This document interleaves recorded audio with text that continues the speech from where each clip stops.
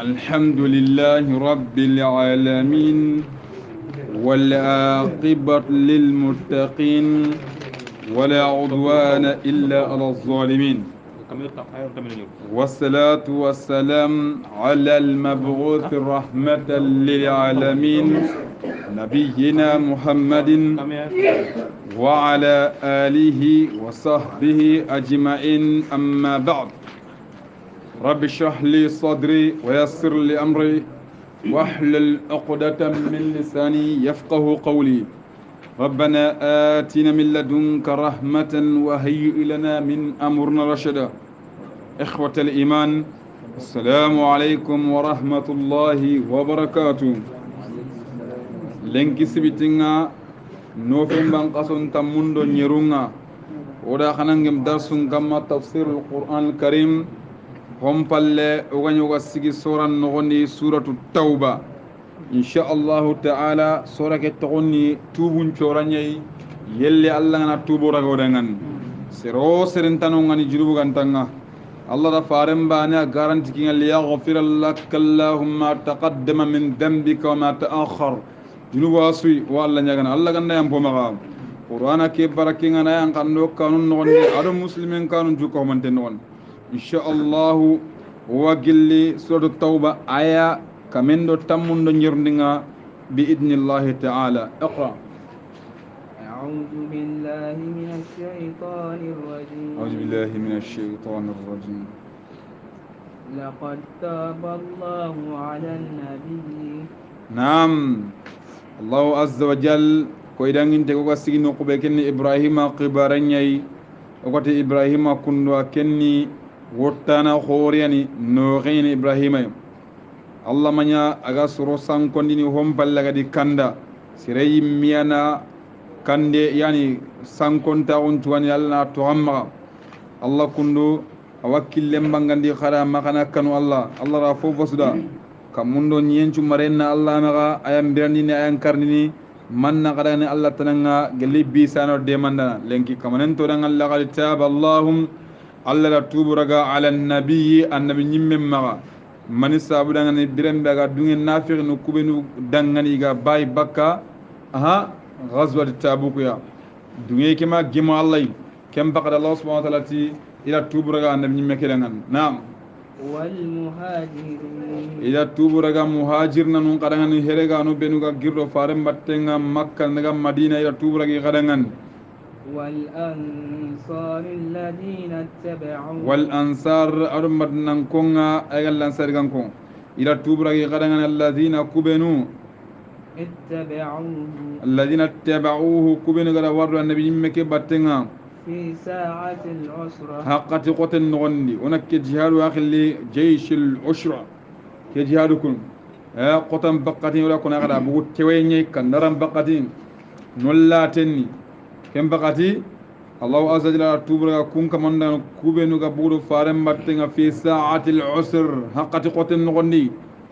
من بعد ما كاد هم بل أغتنتو من بعد ما هم بل كاد يزيغ القلوب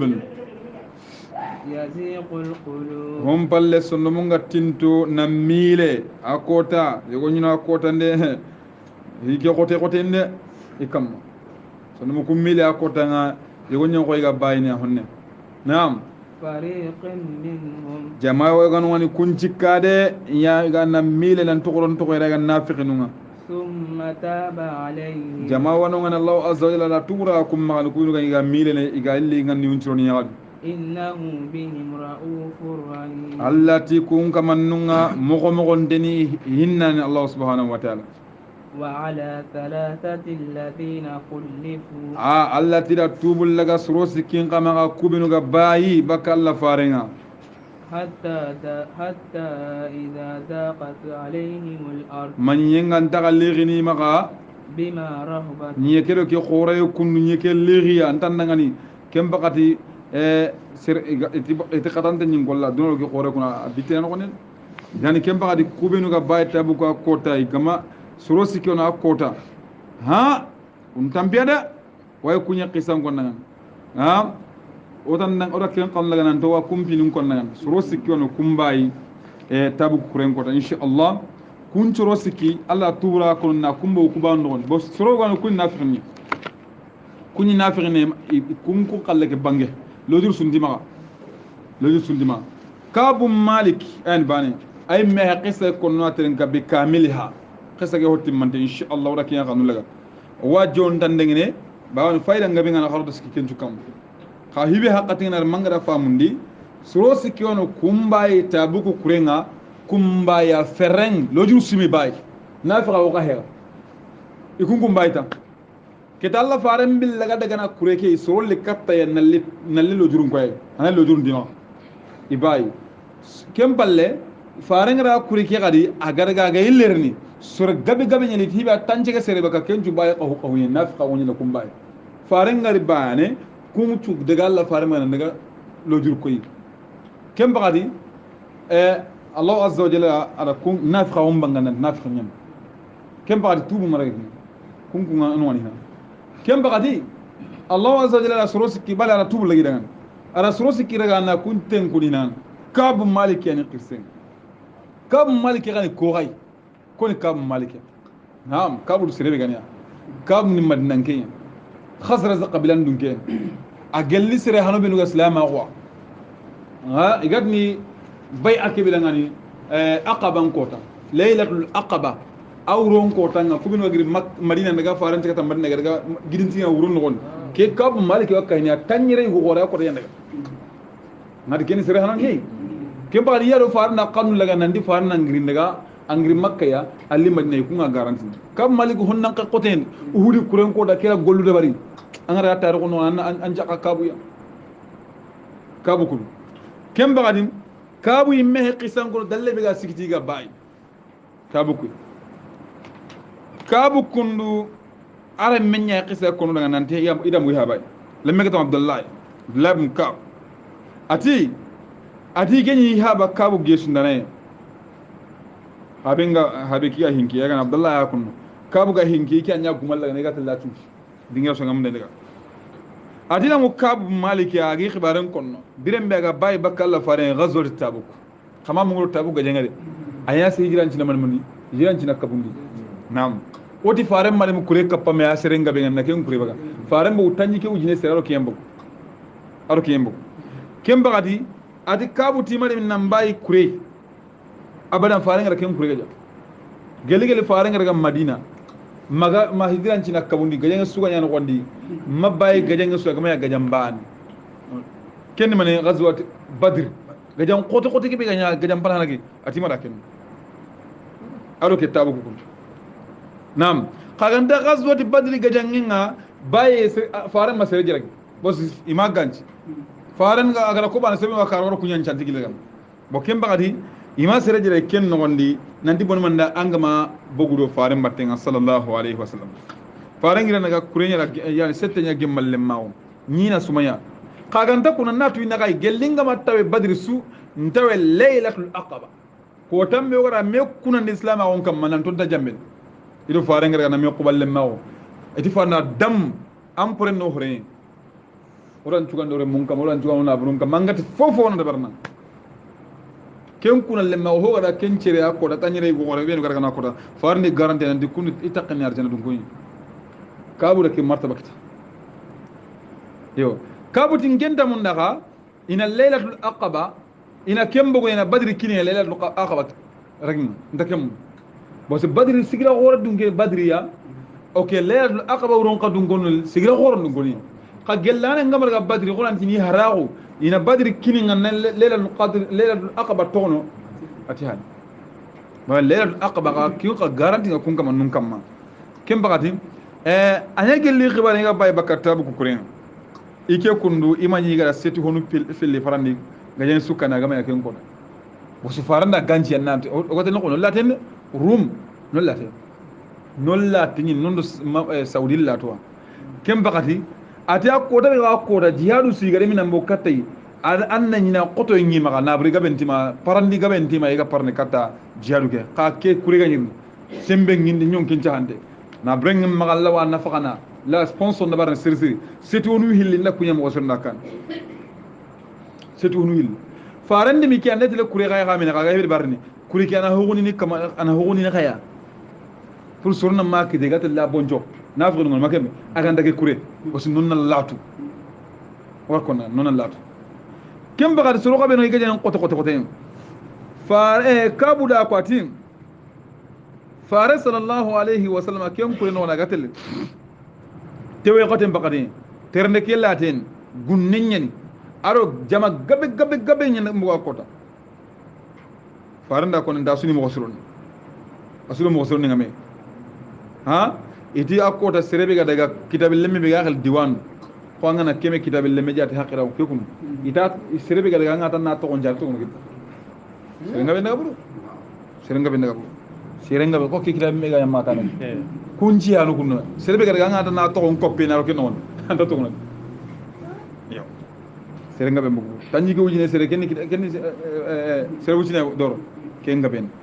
idan kem bagati ken o muslimon nga ko da sere be gano gamu ndemba ya logo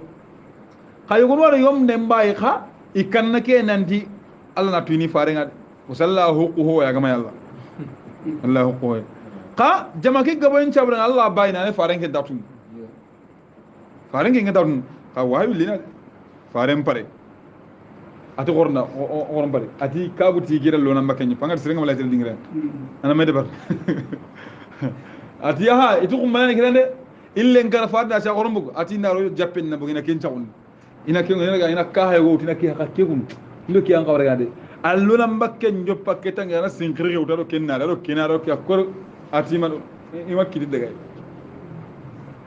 kem bagadi ati naro ina bugo inaro na kiyen to gida ah makrole mun ngata gaban tudaga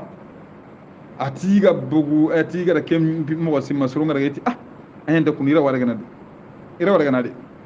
ndo ngiri rabat inga di ngiri batte ni kitana killen no gondiya ka decoration mo wala decoration mo ka hebe gadi sununi nan ko da suya faran daga halle ille nga kara iga bugu beddi ni mi melle mawari ho ga wi mo gonye kabul funnan kayi tanji gisine le mu gwani atinda bokara sunya hola sunafiqin ida ya iji kilo ko ndogere angana haray neta gorna lappi molle ngana bo anga man gaane ho man bay angana bo beddu amma anda yugo so kudo ya ko banna lem anga ya guna atra sakal ko bende awati xiwar ki yakunde ga bugin tin inyira le masulla ha ka atalla makitti daga ngade ati kenni sunoni na mo sir kem mo gol gida ya ken no gol kundu farem mi ke hin ko no usma ganta ke tabuk iti faringa ken tabu kaga tawo jamandu kundu kabun sahaba qoren sir qoreni radiyallahu anhu gali karam be kundu tahillo ati kundu kabo khalle mu dem yediki ministre qote president garan ati kundu wari manga ma fa gali karam ba ma ati ma fa la kabo kina mede baru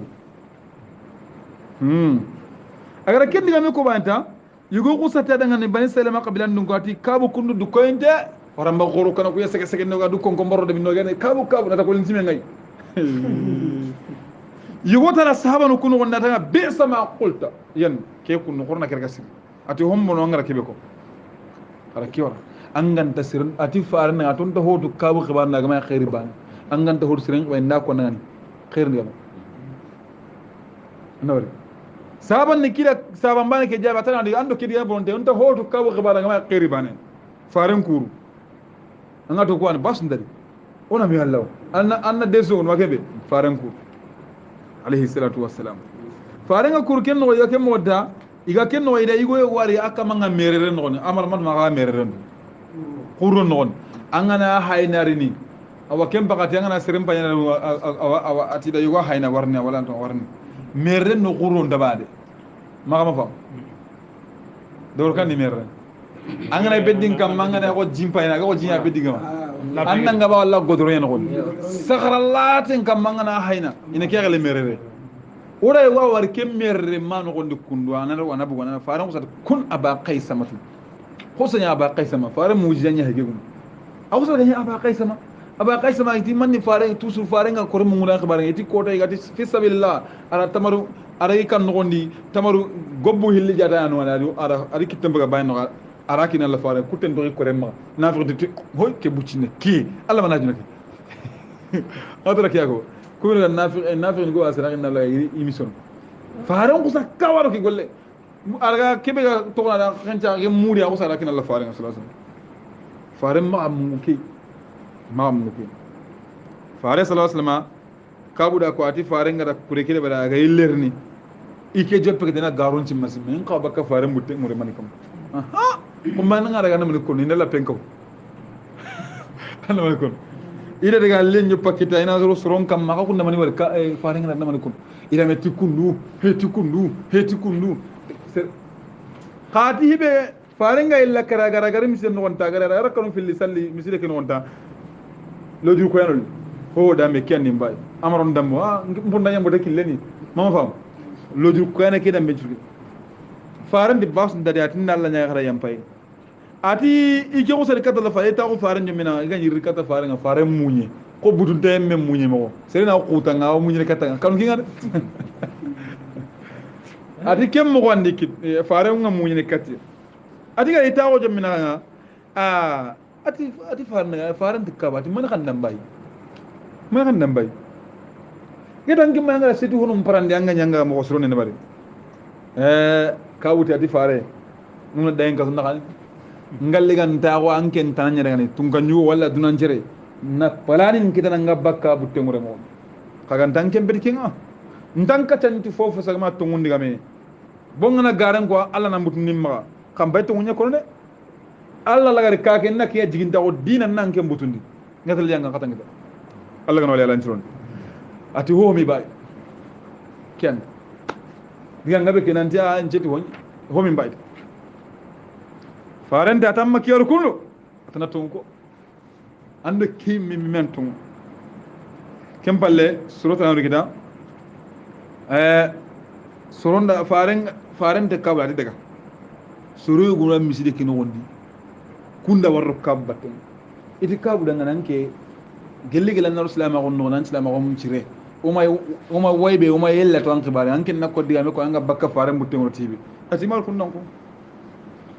awa atiti kun ngani kitawo sasaw gedi soronga no wani hibiru gallo jur ko ende be ko mo nga ati yo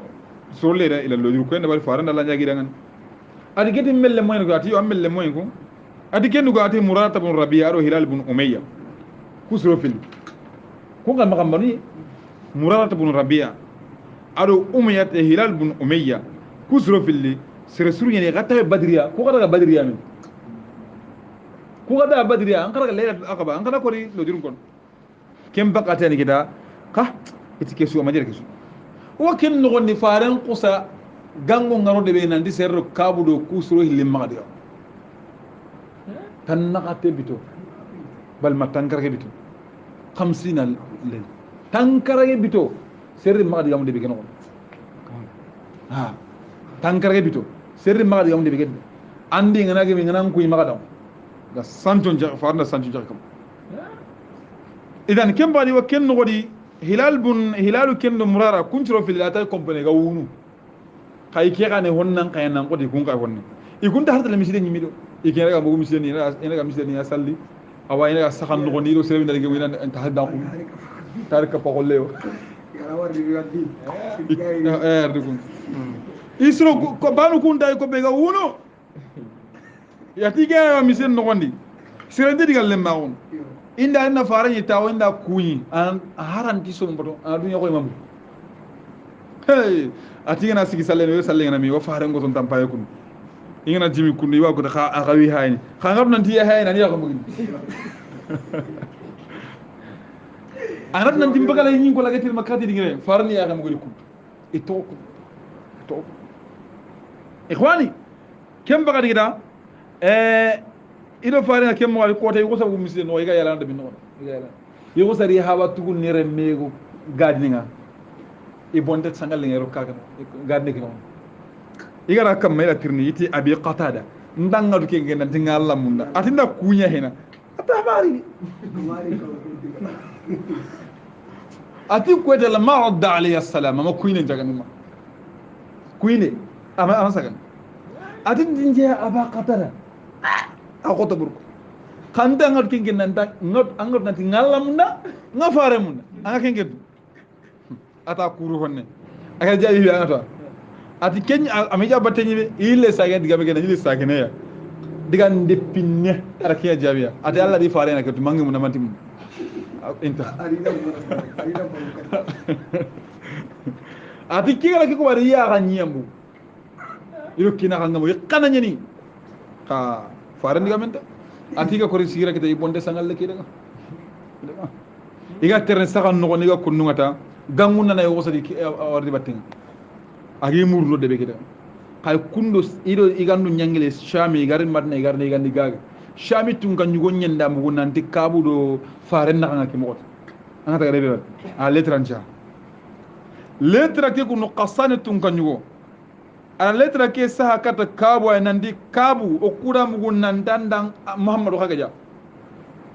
jukke ngano muhammadu logwa Allah baraman ken karo logay kali hey loku bang ona yuru nyenda ona kiyena duna tun kan yumba kunde ingala anke marembo ni nakuno de kamba gadi kabuti iwo kegi murnu agi murnu ana sebstunu koni kabu senda diga man nanti kabu ati korne kata make duru gulle ngone kegu gile bera wala kegu aswa korne kati kunde ata kinya ata namay bar letra kera kinya ati ke min kharangane ila letra ke no mbay ida khara ida ganya gir qassani tum ganjuna kediga ma no nanti kengiri madina nalle kay kunga boy da mona di jukke ngindo muhammad ati di bone ko bone iki ga maro hilelat letra ke tukum ale ay tembe di ke mbuyina ba arana ma ke gem ko nanti yo ila jamban de letra ngar foto ma ka hiya lagor aha ati letra ke buy ya kem mo ko tan na biton timme nambu tankar ke no ma to biton foto na hekka pa farana gangon de ngana dina ko in latu bakki yaquna ne kan golla ga godo tan yaquna ha ban kan no ati di ni waraba walla oni waraba walla ti ayi ti ne ha ban kan no Allah akbar idan kem bakat no ngani kuna faran ngana nanti ati di yakin ngani ke ngani boneta nay daga kanina daga hina makiyam يجن غادي هلال بن أمية كنيا كندا كتلا فارنتي أردكم هتي فارنكي كينا قصوى أردهر يقولون يفان داتي كده إذا من مات تنتهي يقولون ياتي كم أتاني يتكين ترون كم بغلاتين أتي كي قولني كينا لنا قولنا ننتما كم بغل فارن نويا كندا كنيا كندا توما لكن نقول كنا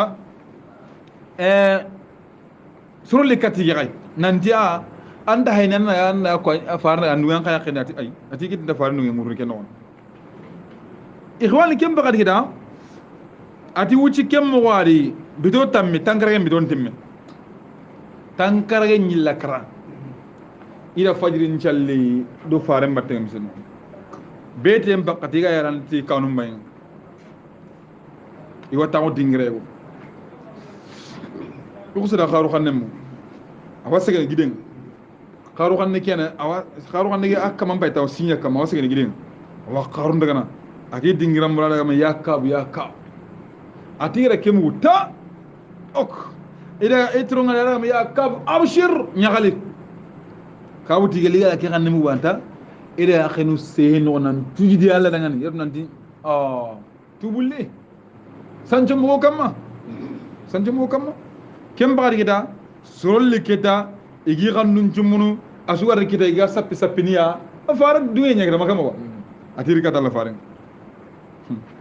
ide ga igaro misiden di bayina faran nyeso kini kuminiya de musakina nyale kumien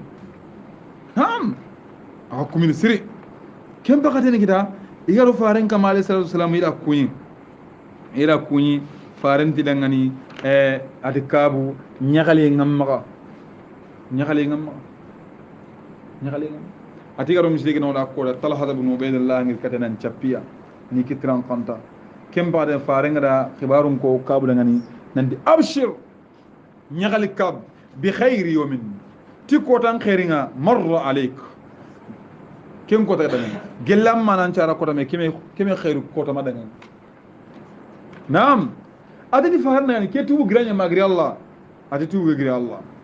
kem bagadi nabrenga kamma ati wa mun Allah farna sallallahu alaihi wasallam a ini nabrenga ina raga ina asadaqi Allah dengan subhanahu wa ta'ala kem bagati igira taqbe kita khaybara farenga e aha kabu khibarnya kundwai malla ganta tubu raga di kapalle mun dangani kabu e Allah ya ayyuhallazina amanu taqullaha kunu ma'as sadiqin kammal hegel tumunto kem ba Allah ti harakiya ko ayaga laqad taballahu al mu'minin maganti aya ke nogon doke ke mbagad wa ala salasati alladhina kaw qisaka ke kabu qisa animeron kunyai Allah azza wa tubura kabu dangani tumpo khalasin tenga wa Allah nyagana Allah gana tubura ko dangan na'am wa ala salasati alladhina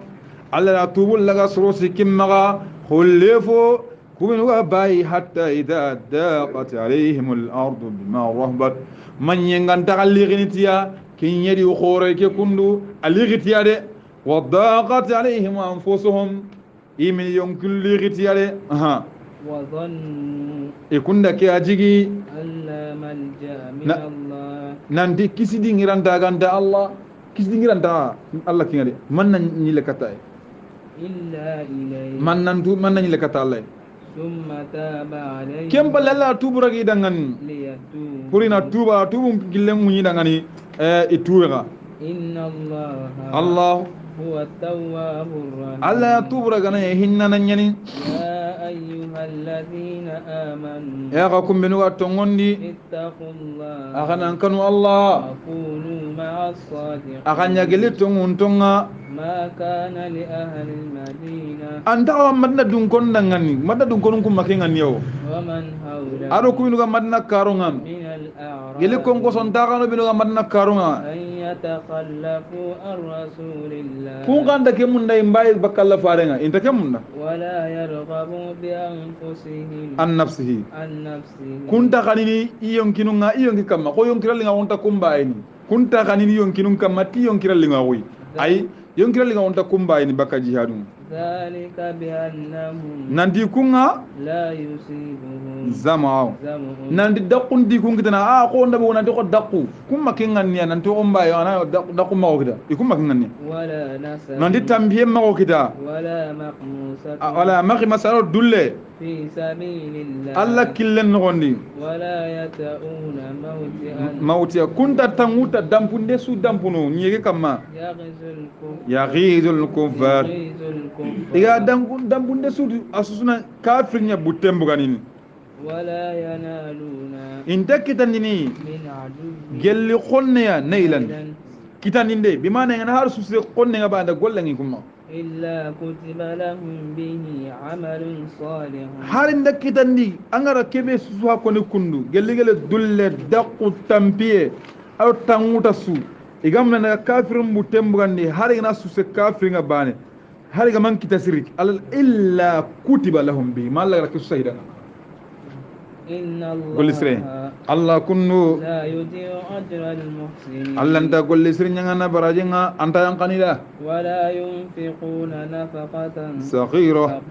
كن كمان ننت نفقة أهو بتشنه با ولا كبيرة أرو نفقة هو خوربا ولا يقطعون واديا إنت ورن لك كتنو إلا كتب لهم أكان تمال لك ساندي دعانين ليجزيهم الله والله نيتوغا سنما كانوا يعملون هم بوسرنا إذا إنك بقول الله نيتوغا تايد قول لسوي قاعد بارني الله يستوانده وما كان المؤمنون أن تقوى مؤمن دعاني لينفروا كافة أسوسم بقولنا نجا جهادنا الله ما كي أماني كي أسوكم بفرنج هنده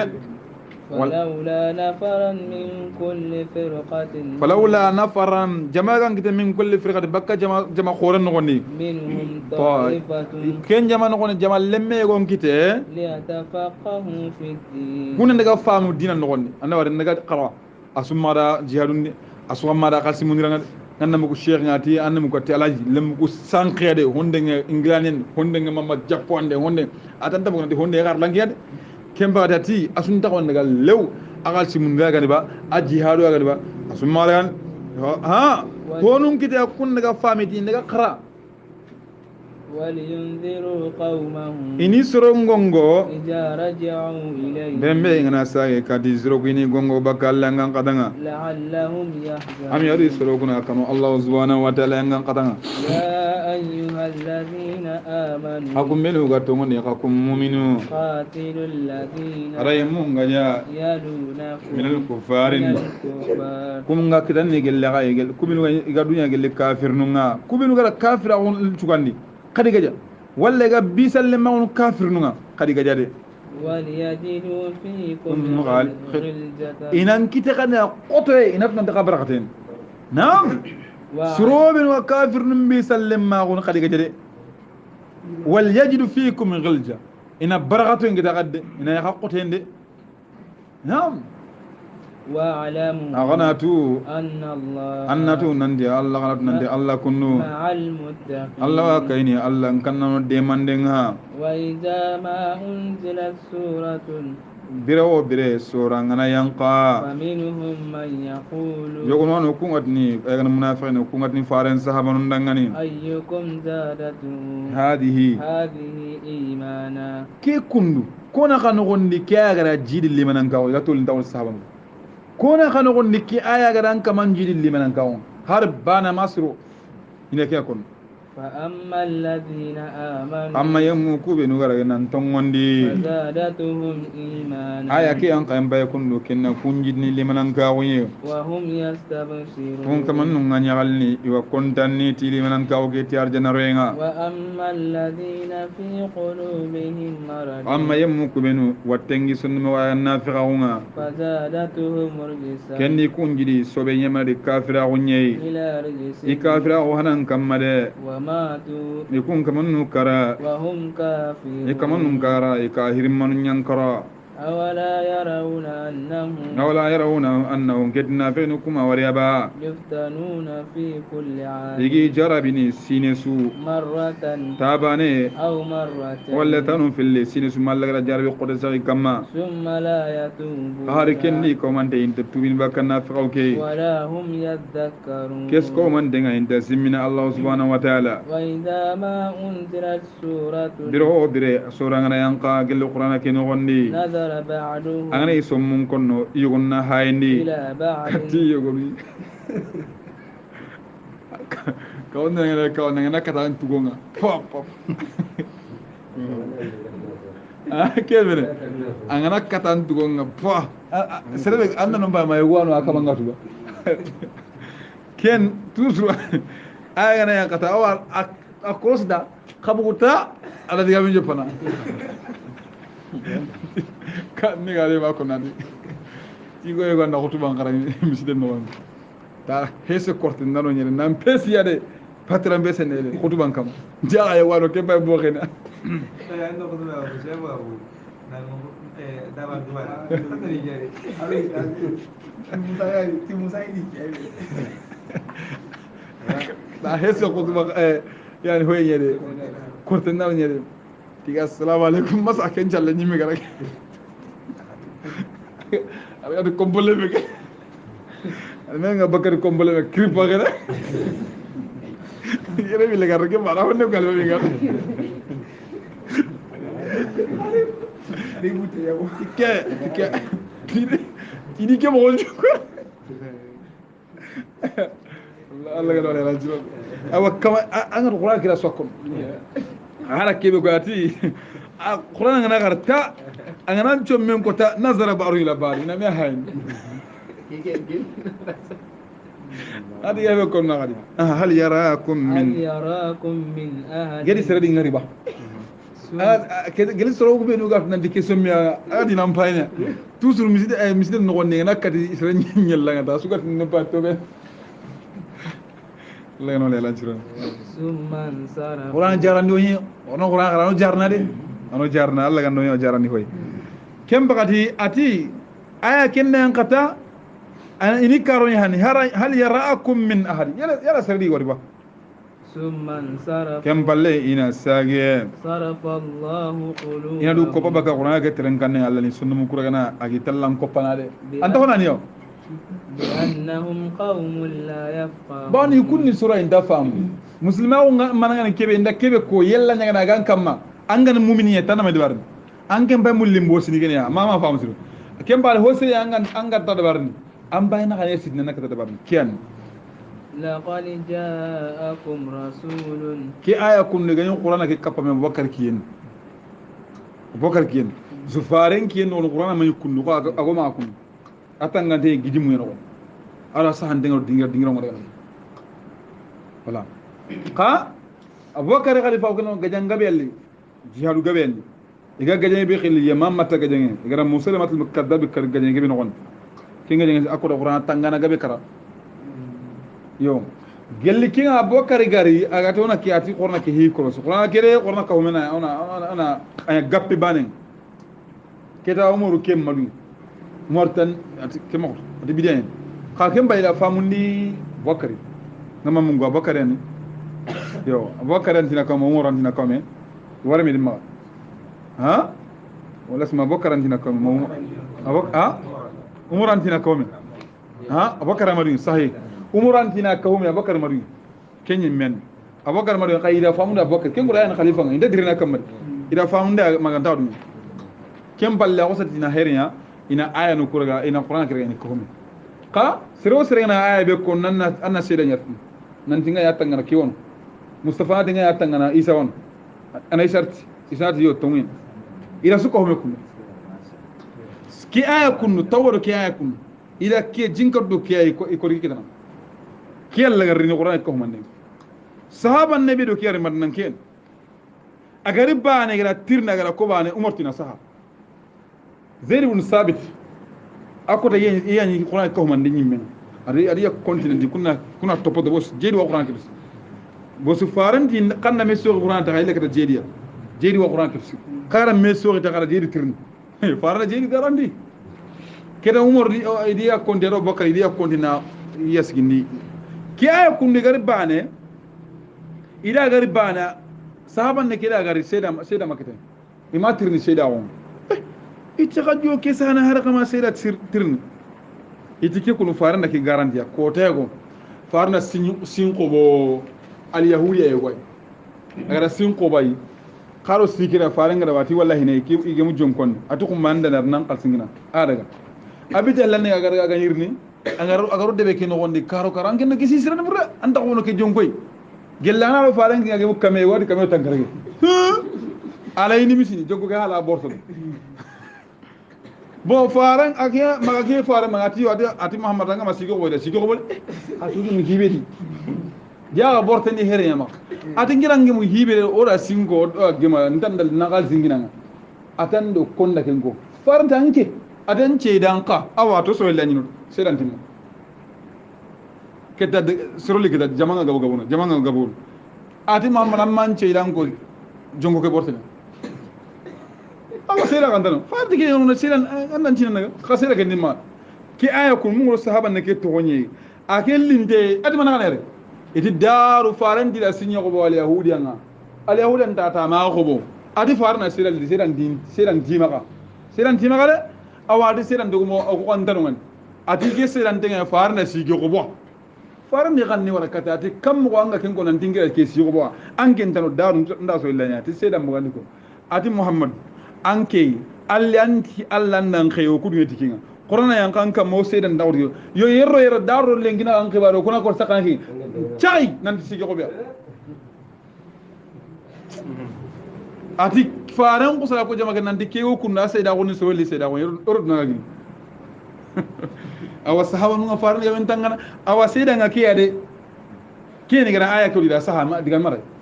ke lagal jaakum rasul allah gano le lan tulon kene kuna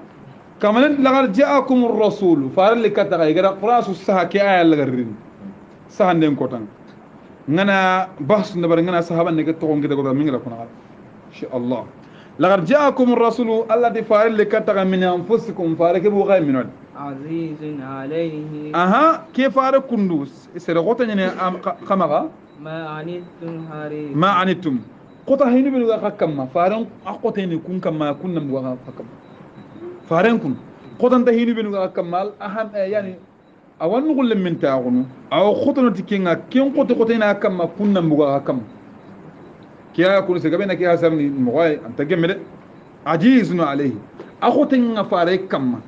ma anitum liku bin wa kamma hi qoto bin wa kamma kunna wa kamma ken qoten nga fare kamma kunna wa kamma حريص عليكم نقول من تين فارن هكم ما تكندين بالمؤمنين أكون مؤمنكم فارن بام مقر قرين خنا نكندي أهم من تقورين سيرم مغرقا جهنم فارنكم رؤوف رحيم الله لا تقرأ تند وركن الرؤوف الرحيم محمدكم أركي ما عنكم كني مغو دين هنا نعم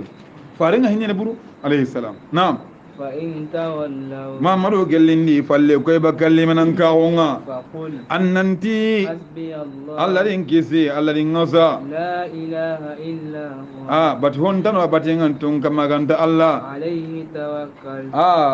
ngedin dan kana ko nimbinum firangini Allah هو رب العرش العظيم Allah kunu la rashi gore kaman Allah faranti ki aya kun hasbi Allah la ilaha illa huwa alayhi tawakkaltu wa rabbul arshil azim sogo su tanyiru nako nelle tanyiru nako an kisin bakka ho kortero dabara an kisin bakka Allah no yalan juron sura ke nyime ron ko na sura tawba hasbi Allah la ilaha illa huwa alayhi tawakkaltu aywa ken bakati ate ko modin ko ke ay mun dubri ga sahana xanna ko tanyiru sogo banna ko tanyiru nelle an kisin bakka dabara do korte suya sura tawba ha nyimere tuun jora yella la tubura yella la na tubura gon yella la na tubura gon Allah ga tubura surubinda Allah ga doga ka ko kem bakati sura tawba insha Allah ta'ala wadangina kay wona futun den kida dingira be an gonni yella la na mpo maka sahaba nu nga wara fukida ko yella la na golnyano kem bakati o giri kata sura Yunus akinga mu Quran mirabatne sura tamundi sura tamundi ayan ka fare ma makka annabi nyimme wono gatni Yunus ila sura ke tawrakin angara ga suratu Sad masafat ya Sad ya laga rumbanga ke Yunus kunno asrunga agari girkata Allah imadu safat laga rumba agari girkata Allah imadu kem bakati Allah ra nyina nanti yang katangar ka Allah ma nyamara mu yang kata kiwul Allah ma nyamara iti annabi nyimme su soro manya ummata suma dangi Allah gara yang kata mbiri paranandi wa walle kamaga bayi agama Yunus soro mbane yang kata ngam batte kenya ndahina kaminna nga kring angana wara ato walli bane ara bayi ka bayi so wi minan tubi kurma ka Yunus sa usa qorti bakkade bi awro daga abugo de ben Allah ma nyamara agara garo hangen no gonni garo huren no gonni iti kun kalalan ni kiyai ngaro huren no gonna ngana sere buri aga hure kan ngara hoade baran kamang angana hure ke sikiya igaro huren di bane inusu hure no iki huren na ngana ka huren jin awa ite korna me hay angati iti sangalen no kudde pe nyaga men joxet ne iti goy wata on iti keku ngana hanyin angana ira tiyay inusu ta ma tiyay eti korna lu qur'an da barku korna lu qur'an da barku ira alquran da bar alquran na aga anga kata da bar do hosuya awagem ira sollenci gindaro serebe ndanyoro anyin ira sollenci garo yunusa ganyoro ku ngama ta ke ala do itajin dalle ni ke ni magat agaro jinno wala nyegel na toni ke yunusa ko nyegel na to yunusa Allah subhanahu wa ta'ala sorogo nyegel no nyegel maga ko yin awuci nyegel ke no wonni kem bagad ma Allah wa zadilaga nyeri nyamar daga hitta hankani Yunus ga urbaki soronga asronga de ben bayandi Yunus nda de ben nogondi ha wuri yanga katege ketanke bugo ketana tubul laga ida jagol laga ni bugandi na jagen ni remel pata bakame na lemen daga dok saringa dok na haren ni remel pata bakame wat nyugo men ni remme anga diko karo hayno woni ko nyugo men ni remme nan ni remme sugo ni remme ni bogo bakame na yagaru ni remme pata bakame len njago anga de kharu hayno won ko kusu nga bokata ay tubi kata Allah subhanahu iti hara kota sirebe anga nyangara wandi sorope nya fa yaga aga kurkurun no ne ida gawto nasagan angara kurkurun ta woni sorope nya kam wandi tu har mega ambare ngure angara ambare ya ta kam walla angara kurkurun sorope nya ta kam ida ga bugane nasagam itubi kata Allah subhanahu kemba ta Allah tiati ila Yunus ida nyirenda tunera bugandi ila kay katti songa ila 1100 kata kame wujine sere aw yaziduna asrunga ko da sutto ngolite Allah kem bagarira yatuna di yunusu itinna ganana nyanda wari nyegenda hitta hankannenga Allah azza jalla abugan nyegen no kem pal naga nana nyanda wala ko sada haren ko sada ko kan no ken kame wujine sere wallahi be mbuga sa subu wurne ke ga gem ala dum famatta'nahum ilahi ke sura kunu ke ha to ke ngana bi nyimi ha keni yunus bum mati keni suratu yunusa aken daga ayan kontinga kamedo ayanu kabi aka gelli sura khoro kono wa naam bismillahir rahmanir rahim alif lam ra Allahu alam Allah ni tuwananga alif lam mim ra hasaringa akayni haraf bin huruful muqatta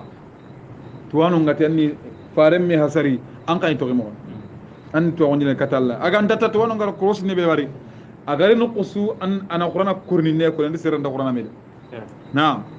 tilka ayatul kitabil hakim kuna gelli kitaben kafinu nyai kitabe kibe kitin daga no qur'ana ge ko warno ko ayanu be no garam akana linnasi ngedi kenya soronda ngani aba kenya makkan ko gunda ngani ba ajaban kenyi kuma kafi qore an awhayna ila rajulin nanti boni mando ku xeyni kata serego ya minhum ken cirega bugu mina gan muhammadu aganya nabi nyimme kendi kun kawa an anzir nas nanti boni manda na sorongongo makango kedi kawade mamara ngali atime miskina lemme hontanke manke lawina fare bannan ngukuma khangu ngukuma ga kun ngadi kuma ho bannan yanta makamo awa ken Allah tikyanyi kuma kafi ngadi wa bashiril ladina amanu mamara anna suronni misi wasati qur'ana ke yakubenu garage iga tungonni nanti anna lahum qadama sidiqin nanti tungun tambike ngakun kamondangan tungun tambike Allah ko ayaga yang kadingira kallamun tenga kun kamandangan inda rabbi ikamambanga qala al kafirun kafirun ti inna hadha muhammadu hetu hohoya wa sahirun mubin korte nana na korte kira banga ntenye ne kamene har hukende inna rabbakumullah aka manni Allah alladhi Allah kebe khalaqa as-samawati wal ardh agada kambaro nyere taga alo nyamparo nyeri fi sittati ayyam bito tummi jate no won kamanenga ala kamunu nyente ga bito tummi jate no won arawatna lan kun fayakun itara kenda bar romania puro ala maram mukukun ni gollu nyaga Allah gollu inde honne honne Allah rawatna kun fayakun bito tummi jate summa stawa ala al-arsh kemba kamanella nyiran ka golla arshin kamma yudabbiru al-amra aga hiru nyillan kupana ma kibaru kusuna Allah kitino subhanahu wa ahila arshin kam anga to Allah arshi wala kursiya ko ala ko bagara garan wala kursiya ko la arshi Allah ma khore ko adu kursiya ngoronda kamundo nyenga makamo kursi ga zakka la arshi no ne ko ngana takande mbita gunjuran aske Allah akbar ma min shay'in kayna law martu daga ta jabbaru bane falle bone do qira mulle bire do kalle falle umina kam mo jabbaru enda law martu daga Allah ما من شافع خنجنا سنتن عن الخيمان كوتنا إلا من بعد إذنه خنجن دين سنتنا غانتا الله دنيا بالله سيرو سيرو كادو كون كومبردو كو خنجن نيا كومبال خلا ورو باتنا انا قال لك كوتو دو كمان تي كي دنيا نا خنجن ني غما دنيا اندو خنجن دان نغني بان angana munana خنجن سربي دنا خنون كاكيني نانتي خنجن كاتيرن مكو هيلو هيلو نانكتا bono dumbiya ke ma Allah gani sirra Allah kana le ranchu zalikumullahu rabbukum kenyene ga kamanga Allah ne ga kamanga Allah yi aina ga kamanga fa'budu kanan kanu Allah kana Allah batu afala tadhakkarun ngede ga gunda zimmene ba ilayhi marji'ukum jami'an qasu sage nakata Allah su sa sabran qasu few وعد الله Allah nyinanga حقا tongun nyani Allah nyinanga إنه يبدأ الخلق Allah na taganne nyopana ثم يعيد ay na ka saga na kali kallem pal na ka wulli kan na ka saga ka mo ni kali ليجزي الذين آمنوا ina yammun tuga ko bino ga tongondi وعملوا bino ga golle الصالحات siri khalas ndongole ni tuga بالقسط titro on taonga والذين aru كفروا an yammu ko bino kafirago لهم شراب min honga kun kamon dangani gelle hamima jintenga وعذاب aru عليم yangan katanga to gindegani بما كانوا يكفرون ti hon jawa kafira wonti Allah yi qur'an warere an qatin bagani men insha Allah walla nyagana Allah ganna ko mane ko jamnu khair walle ki Allah ganna rago Allah ganna yam bo magana nyam bo sarno magado sarno no kharam gono wa Allah nyagana qur'ana